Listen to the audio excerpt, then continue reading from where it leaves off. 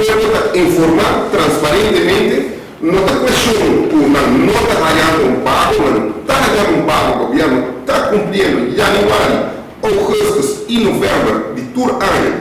E isso aqui está subindo de acordo com o protocolo firmado do governo anterior, o governo de continuação.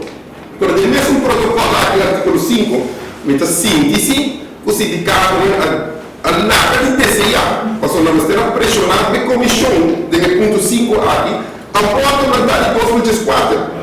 Mas no momento aí, bem, o argumento adelante do governo, qualquer governo de turno, como nós também seguir para adelante com o tema aqui, e esse, lamentavelmente, não toma lugar. Verdade, o cifra não diz que esta dura, está tendo uma inflação de 3,6% em 2018.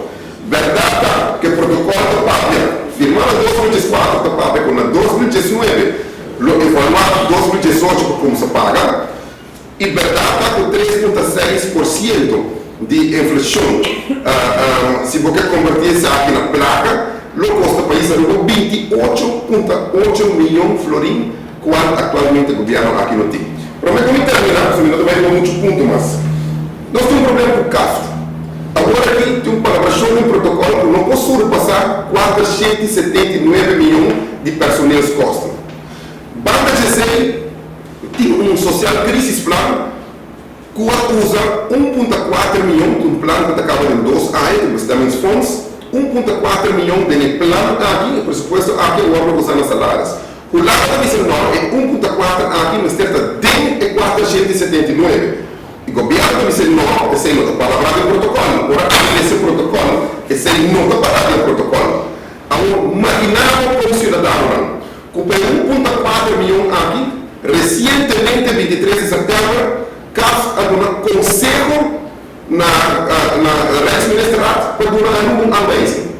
Imaginava como nós tínhamos que vender 28,8 milhões de florins, quando eu digo vai a 479 milhões.